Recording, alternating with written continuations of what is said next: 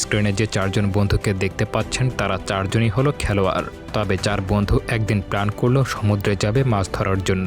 যেহেতু ঈদের ছুটিতে আপনারা বাড়িতেই আছেন, বন্ধুদের সঙ্গে ট্যুর দিচ্ছেন, তাই ভাবলাম ট্যুরের আগে অবশ্যই ভিডিওটা দেখানো উচিত। তারাও 4 বন্ধু ছুটি কাটানোর জন্য সমুদ্রে গিয়েছিল মাছ ধরার জন্য, কিন্তু তারা জানতো না যে এই একটা সিদ্ধান্তই তাদের জীবনের সবথেকে বড় ভুল। সমুদ্রে পৌঁছাতে পৌঁছাতে রাত হয়ে যায়, আর ঠিক তখনই শুরু হয়ে যায় সমুদ্রের নির্মম খেলা। হঠাৎ করেই ঝড়ের কবলে পড়ে তাদের বোটটা উল্টে যায়।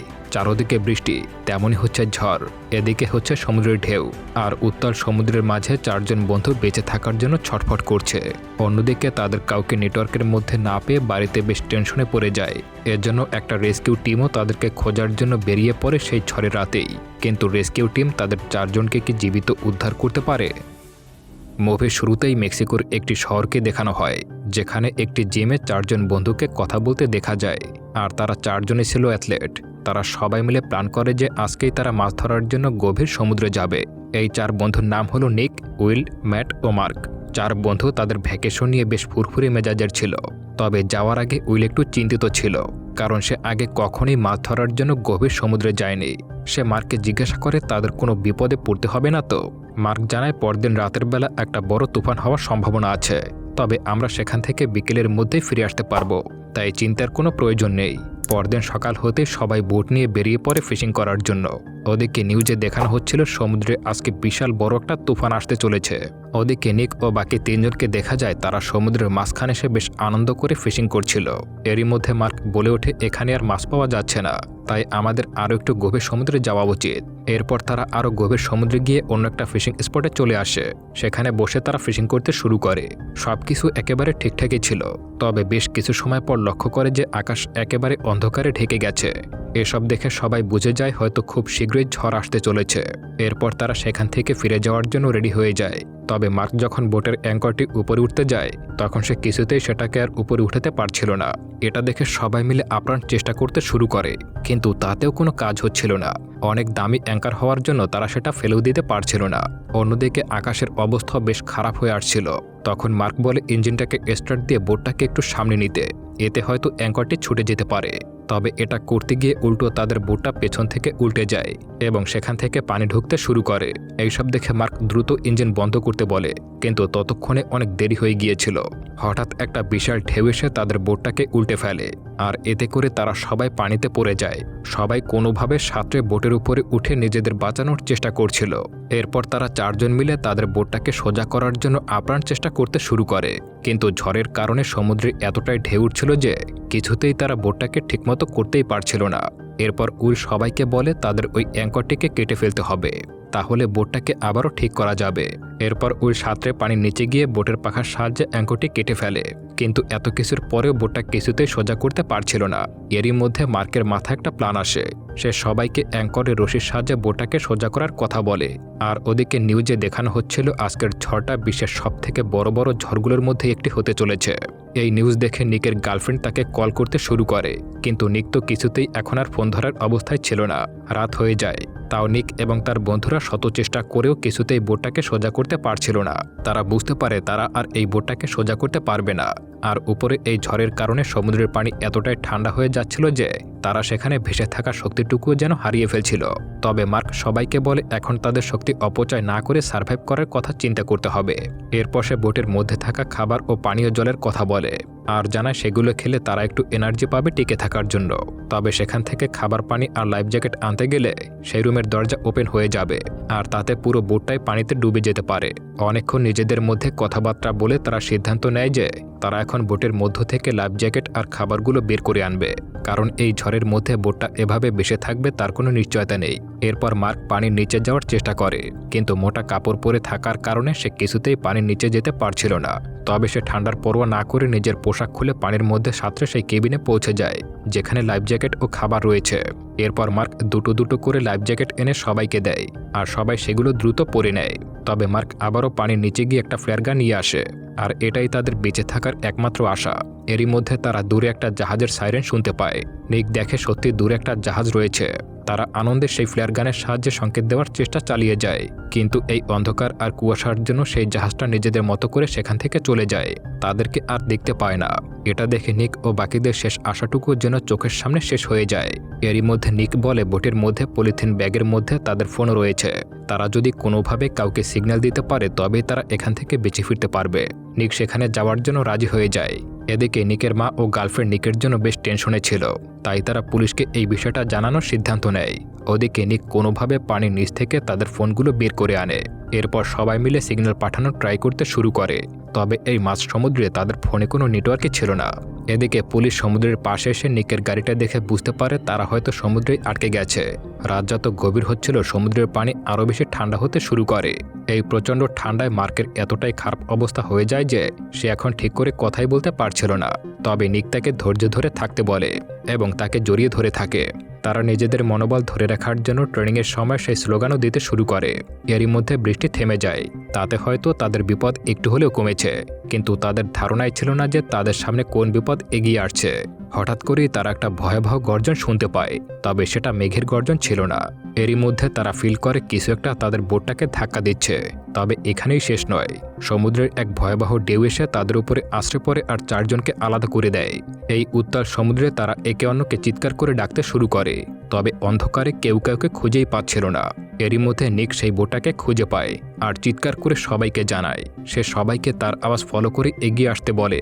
এতে করে তারা সবাই নিকের আওয়াজ ফলো করে সেই বোটটার কাছে চলে আসে এবং বোটের উপরে উঠে পড়ে। এরই মধ্যে উইল চিৎকার করে ওঠে। দেখা যায় তার পা কেটে সেখান থেকে অনবরত রক্ত বের হচ্ছে। এদিকে রেস্কিউ টিম তখনও বুঝে উঠতে পারছিল না যে ওই চার বন্ধু কোন জায়গায় থাকতে পারে। তার উপরে তারা ভাবছিল যে সেই দুপুর থেকে ঝড় শুরু হয়েছিল, তাই এতক্ষণে তাদের বেঁচে থাকার কোনো কথাই নয়। তারপরেও তারা সব ইমার্জেন্সি সেক্টরে জানিয়ে দেয় যে যদি কোনো সিগন্যাল পাওয়া যায় তাহলে যেন দ্রুত রেস্কিউ টিম পাঠানো হয়, যাতে করে অন্তত একজনকে হলেও বাঁচানো সম্ভব হয়। এরপর তারা তাদের এই ইমার্জেন্সি অপারেশন শুরু করে দেয়। তবে এই ভয়াবহ তুফানের মধ্যে তাদের এই অপারেশন চালানোয় বেশ সমস্যার সম্মুখীন হতে হয়। এদিকে সমুদ্রের ঢেউ বারবার তাদের চারজনকে বোট থেকে ছিটকে ফেলে দিচ্ছিল, আর তারা আবারও কোনো মতে বোটে উঠতে শুরু করে। এভাবে বারবার পড়ে যাওয়ার কারণে তাদের শক্তি ধীরে ধীরে ক্ষীণ হতে শুরু করে। এদিকে মার্কের অবস্থা ভীষণ খারাপ হয়ে যায়, সে ধীরে ধীরে তার জ্ঞান হারাতে থাকে। তবে নিক তাকে কোনোভাবেই জ্ঞান হারাতে দিতে চাচ্ছিল না। তখন মার্ক বলে, দেখ, আমি সবসময় সমুদ্রকে ভালোবাসতাম, আর সেই সমুদ্র হয়তো আজ আমাকে তার কাছে টেনে নিচ্ছে, আর হয়তো এখানেই আমাকে মরতে হবে। নিক তাকে মনোবল বাড়ানোর জন্য তার মেয়ের কথা বলে এবং ফ্যামিলির কথা ভাবতে বলে। এতে করে মার্কের আবারও হ্যালুসিনেশন হতে শুরু করে। সে ভাবতে থাকে যে সে তার মেয়েকে জড়িয়ে ধরেছে। মার্ক তার মেয়ের নাম ধরে ডাকতে শুরু করে। এটা শুনে নিক তার হুঁশ ফেরানোর চেষ্টা করতে থাকে এবং তিন বন্ধু মিলে মার্ককে বাঁচানোর জন্য তাকে গরম করার চেষ্টা করে। এদিকে নিকের গার্লফ্রেন্ড মার্কের ওয়াইফকে কল করে তার সঙ্গে কথা বলে। তবে মার্কের ওয়াইফ জানায় মার্ক ও তার বন্ধুরা সবাই অনেক স্ট্রং, তাই তারা অবশ্যই সেফ জায়গায় আছে, তাই তুমি কোনো চিন্তা করো না। এরপর পাওলা এসে নিকের মাকেও সান্ত্বনা দিতে শুরু করে। অন্যদিকে সমুদ্রের পরিস্থিতি আরও বেশি ভয়াবহ হয়ে যাচ্ছিল। নিক ও তার বন্ধুরা অনেক চেষ্টা চালাচ্ছিল মার্ককে গরম করার জন্য, কিন্তু মার্ক উল্টোপাল্টা কথা বলতে শুরু করে দেয়। এরই মধ্যে মার্ক চোখ খুলে সবাইকে ছেড়ে ফেলে দেয়। আসলে এখন মার্ক এই পরিস্থিতির মধ্যে কল্পনা আর বাস্তবতার মধ্যে আটকা পড়ে গিয়েছিল, তাই সে এখন তার বন্ধুদেরকেই নিজের শত্রু ভাবতে শুরু করে। এদিকে রেস্কিউ টিমের হেড জানায় চারজন একেবারে সমুদ্রের মাঝখানে আটকা পড়েছে, তাই তাদেরকে সেখান থেকে বাঁচানোর জন্য রেস্কিউ টিম পাঠানো খুবই বিপজ্জনক একটা পরিস্থিতি। তারা এটা নিয়েও বেশ টেনশনে ছিল যে এমন পরিস্থিতিতে যদি কোনো মানুষের শরীরের তাপমাত্রা 50 ডিগ্রির নিচে নেমে যায় তখন তার হাইপোথার্মিয়া শুরু হয়ে যায়। এর মানে প্রথমে সে মস্তিষ্কের কার্যক্ষমতা হারিয়ে ফেলে, আর তারপর ধীরে ধীরে তার শরীরের টিস্যুগুলো ঠান্ডায় জমতে শুরু করে। এতে করে সেই ব্যক্তি আর বেঁচে থাকতে পারে না। এসব কথা ভেবে এখন রেস্কিউ টিমের হেড সিদ্ধান্ত নেয় যে তারা হেলিকপ্টারের মাধ্যমে রেস্কিউ কাজ চালাবে। এদিকে মার্কের ওয়াইফ রোজ সেই রেস্কিউ হেডের সঙ্গে কথা বলে সবটা জানায়। তখন সে রোজের কাছে মার্কের বোটের জিপিএস চায়, যাতে করে তারা মার্কের অবস্থা সম্পর্কে জানতে পারে। এরপর রোজের কাছ থেকে পাওয়া জিপিএস ইনফরমেশন পাওয়ার সাথে সাথে রেস্কিউ টিম হেলিকপ্টার করে বেরিয়ে পড়ে। এদিকে সমুদ্রে আবারও বৃষ্টি হতে শুরু হয়ে যায়। নিক মার্কের মুখ খুলে রাখার চেষ্টা করে আর বলে, এটাই হলো তোমার বেঁচে থাকার শেষ সুযোগ। বৃষ্টির পানি তোমার শরীরে গেলে তুমি একটু সুস্থ অনুভব করবে। এদিকে ম্যাটের অবস্থাও ধীরে ধীরে খারাপ হয়ে যাচ্ছিল, তার হার্টবিট প্রচণ্ড বেড়ে যায়। নিক তাকে শান্ত করে বলে এটা হলো হাইপোথার্মিয়ার প্রাথমিক লক্ষণ। সে বলে, তাহলে কি আমরা মারা যাব? তখন নিক তাকে সাহস দিয়ে বলে, আমরা কেউই মরব না, সবাই জীবিত ফিরে যাব। রেস্কিউ টিম সমুদ্রের দিকে এগিয়ে আসছিল। কিন্তু তাদের হেডকোয়ার্টার থেকে জানানো হয় যে সমুদ্রে প্রচণ্ড কুয়াশার কারণে তারা সামনে কিছুই দেখতে পারছিল না। কিছুক্ষণের মধ্যেই রেস্কিউ টিম সমুদ্রের মাঝে চলে আসে, কিন্তু এত কুয়াশা আর সমুদ্রের ঢেউয়ের কারণে রেস্কিউ টিম বা নিকরা কেউ কাউকে দেখতেই পাচ্ছিল না। এর উপরে মার্কের অবস্থা একেবারে খারাপের শেষ প্রান্তে চলে এসেছিল, আর ম্যাটের অবস্থাও ভালো ছিল না। এদিকে উইলের পা কোনো একভাবে কেটে গিয়েছিল বলে অনেকক্ষণ ধরে রক্ত পড়ার কারণে সেও ভীষণ দুর্বল হয়ে পড়ে। শুধুমাত্র নিক ছাড়া সবার অবস্থায় বেশ খারাপ হয়ে আসছিল, তবে নিকও ধীরে ধীরে অসুস্থ হয়ে পড়ছিল। নিক শুধু তার বাবার কথাগুলো মনে করতে শুরু করে, কারণ তার বাবা বলেছিল জীবনে কোনো পরিস্থিতিতেই হাল ছিল না, নইলে সবকিছু অন্ধকার হয়ে যাবে। এদিকে পাওলা রোজার কাছে এসে জানায় যতক্ষণ না পর্যন্ত রেস্কিউ টিম তাদের লোকেশন পাচ্ছে ততক্ষণ ভয় থেকেই যায়। এই কথা শুনে এখন রোজও অনেকটা ভেঙে পড়ে, তবে এখানে পাওলা তাকে সান্ত্বনা দিতে শুরু করে। এদিকে রেস্কিউ টিম তাদের বোটের জিপিএস লোকেশন পেয়ে যায় এবং সেটা রেস্কিউ টিমের কাছে সেন্ড করে দেয়। এরপর তারা সেই অনুযায়ী রেস্কিউ কাজ চালিয়ে যায়। পরের দৃশ্যে ম্যাট জানায় তার শরীর নাকি আগুনের মতো গরম হয়ে যাচ্ছে। এরই মধ্যে হঠাৎ করেই ঢেউ এসে তাদের থেকে তাকে দূরে সরিয়ে নিয়ে যায়। তার শরীর থেকে লাইফ জ্যাকেটটা খুলে যাওয়ার কারণে সে পানিতে তলিয়ে যায়। উইল অনেক চেষ্টা করার পরেও তাকে কোথাও খুঁজে পায় না। নিক চিৎকার করে ডাকতে থাকে, কিন্তু পরক্ষণেই নিক আর উইল বুঝে যায় যে তাদের বন্ধু আর বেঁচে নেই। তারা দুজন কান্নায় ভেঙে পড়ে। এদিকে মার্কের অবস্থাও একেবারে সুবিধাজনক মনে হচ্ছিল না। এরই মধ্যে নিক আর উইল সেখানে হেলিকপ্টার দেখতে পায়। এটা দেখে তারা সাহায্যের জন্য চিৎকার করতে শুরু করে, এমনকি নিজেদের ফোনে লাইট অন করে সংকেত দেওয়ার চেষ্টা করে, কিন্তু হেলিকপ্টারে থাকা ব্যক্তিরা ভাবে সেটা হয়তো বিদ্যুতের চমকানো আলো। তারা কিছুতেই এই কুয়াশার মধ্যে ওদেরকে খুঁজে পাচ্ছিল না। এদিকে ঝড়ের পরিস্থিতি খারাপ দেখে হেলিকপ্টারকে এখনকার মতো ফিরে আসার জন্য বলা হয়, তাই তারা সেখান থেকে চলে যায়। এতে করে নিকদের চোখের সামনে থেকে তাদের শেষ আশাটুকু নিভে যায়। রেস্কিউ টিমের হেড রোজাকে এই বিষয়টা জানায়। এই কথা শুনে রোজা ও পাওলার মন খারাপ হয়ে যায়, তবুও তারা মনোবল হারাতে চাইছিল না। এরপর দেখা যায় সকাল হয়ে গেছে, তবে এখন সেই বোটে শুধুমাত্র নিক আর উইলি বেঁচে আছে। এ থেকে বোঝা যায় যে মার্কো আর বেঁচে নেই। এখন তাদের নিজেদের অবস্থাও তেমন একটা ভালো ছিল না। এরই মধ্যে হঠাৎ করেই তাদের বোটটা আবারও কেঁপে ওঠে। তারা দেখতে পায় তাদের পাশে কয়েকটা হাঙর এসেছে। এটা দেখে উইল তো ভীষণ ভয় পেয়ে যায়, কিন্তু নিক তাকে শান্ত করে থাকতে বলে। এদিকে রেস্কিউ টিমের একজন মেম্বার এসে জানায় যে এত সময় হয়তো তারা আর কেউ বেঁচে নেই, কিন্তু অফিসার জানায় তাদের এসব ভাবলে হবে না। যদি তারা সেখানে একজনও বাঁচাতে পারে সেটাই হবে আমাদের জন্য অনেক বড় পাওয়া। সে তাদের একটা রেস্কিউ জাহাজে করে ওই লোকেশনে পাঠিয়ে দেয় এবং আশা করে তারা হয়তো খুব শীঘ্রই সেখানে পৌঁছে যাবে। এদিকে নিক আর উইলকে দেখা যায় তারা দুজন এখন আরও বেশি বিপদের মুখে রয়েছে, কারণ আশেপাশে অনেক ভয়াবহ প্রাণী ঘোরাফেরা করছিল। উইল ভয় নিজেকে জড়িয়ে ধরে থাকে। এরই মধ্যে হঠাৎ করেই একটা স্রোত এসে তাদের দুইজনকে একে অপরের থেকে আলাদা করে দেয়। এদিকে নিকের মায়ের থেকে খবর আসে যে রেস্কিউ টিম গতকাল রাতে তাদের কাজ বন্ধ করে দিয়েছে এবং এখনও শুরু করেনি। এতে সে দ্রুত বেরিয়ে পড়ে তাদের সঙ্গে দেখা করার জন্য। এদিকে সমুদ্রের মধ্যে এভাবে বারবার পড়ে যাওয়ার কারণে এক পর্যায়ে নিকের মাথায় একটা আইডিয়া চলে আসে। সে জানায় তাদেরকে বাঁচতে হলে নিজেদের দড়ি দিয়ে বোটের সঙ্গে বেঁধে ফেলতে হবে। তবে উইল জানায় এটা করলে আরও বেশি বিপদ হতে পারে। যদি কোনোভাবে বোটটি ডুবে যায় তাহলে তারা রশি খোলার সময়ও পাবে না। তবে নিক জানায় এমনিতেও তো তাদের হাতে আর কোনো উপায় নেই, তাই আপাতত এটাই করা উচিত। এরপর উপায় না পেয়ে দুজনেই এবার নিজেদেরকে বোটের সঙ্গে বেঁধে ফেলে। এদিকে নিকের মা সোজা চলে আসে রেস্কিউ টিমের কাছে এবং রেস্কিউ মিশন বন্ধ করার কারণ জানতে চায়। তারা নিকের মাকে জানায় যে রেস্কিউ মিশন আসলে অনেক সময় ধরেই চলছিল, কিন্তু আবহাওয়া অনেক খারাপ হওয়ার কারণে এখন সেটা বন্ধ করে দেওয়া হয়েছে। নিকের মা কিছুটা শান্ত হয় এবং জিজ্ঞাসা করে ওরা কি বেঁচে ফিরবে। অফিসার নিকের মাকে সান্ত্বনা দিয়ে বলে আমরা নিজেদের সর্বোচ্চ চেষ্টাটাই করছি। রেস্কিউ কাজের জন্য তারা 200 জন কর্মীকে অলরেডি লাগিয়ে দিয়েছে। এদিকে সমুদ্রের মাঝে নিক আর উইল একটা বিমান উঠতে দেখে দ্রুত বোটের উপরে দাঁড়িয়ে চিৎকার করতে শুরু করে।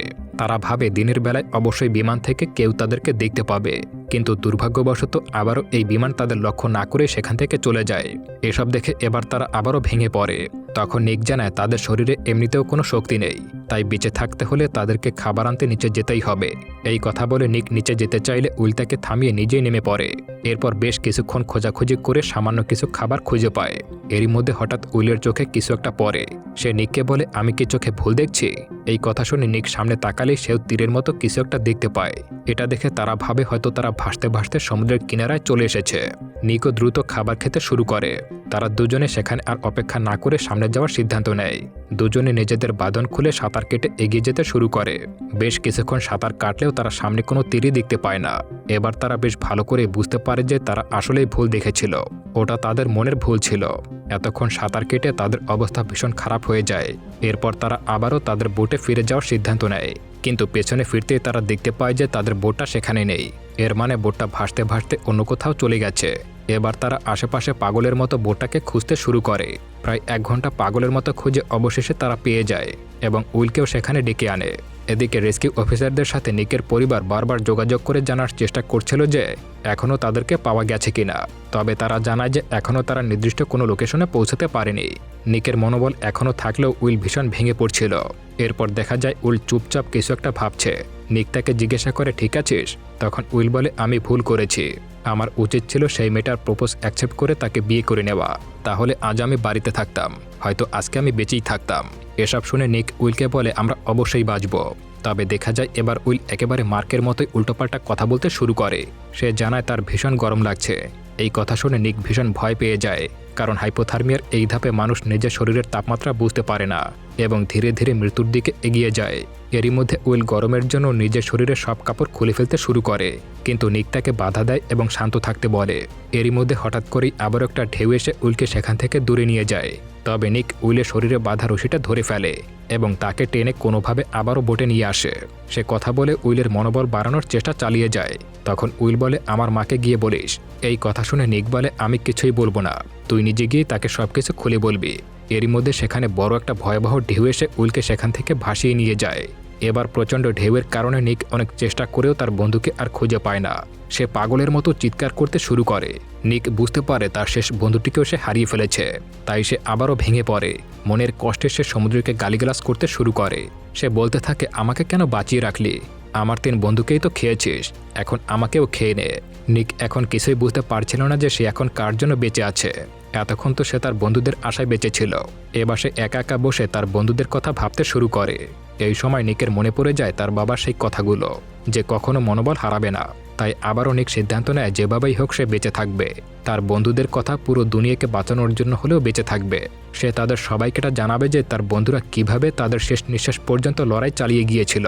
এদিকে রেস্কিউ টিমের সেই জাহাজ এখনও খোঁজাখুঁজি চালিয়ে যাচ্ছিল, কিন্তু ঝড়ের দাপটে বারবার ঢেউ আসার কারণে তারা সামনে এগিয়ে যেতে পারছিল না।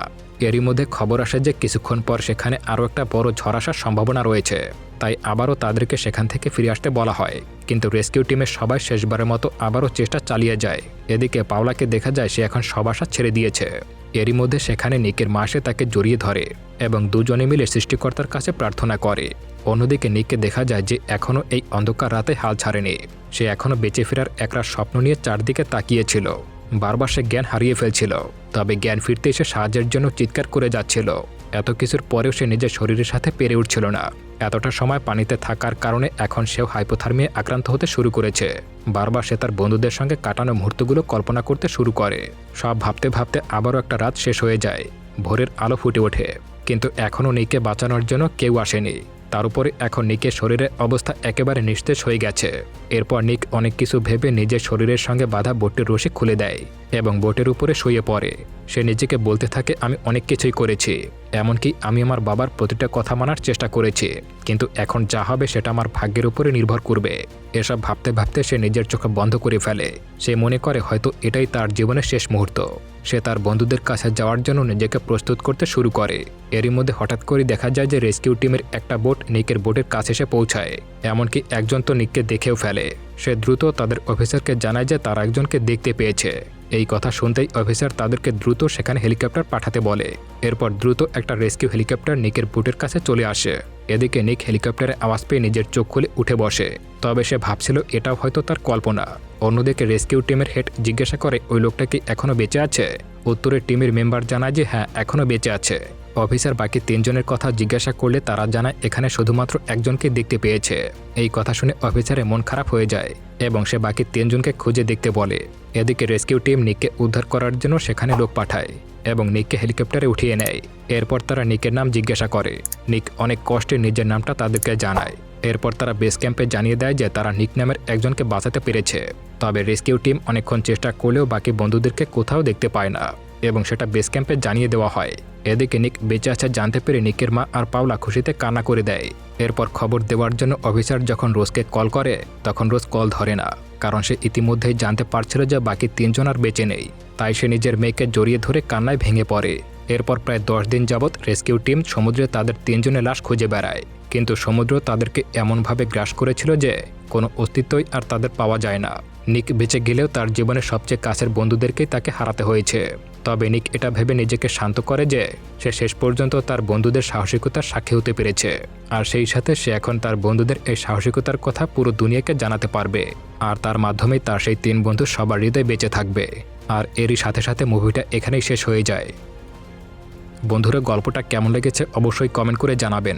সেই সঙ্গে ঈদ তো শেষ হয়ে গেল, আপনি আপনার বন্ধুদের সঙ্গে কোথায় ঘুরতে গিয়েছিলেন তাও কমেন্ট করে জানাতে পারেন। এতক্ষণ পুরো ভিডিওটি দেখার জন্য অসংখ্য ধন্যবাদ।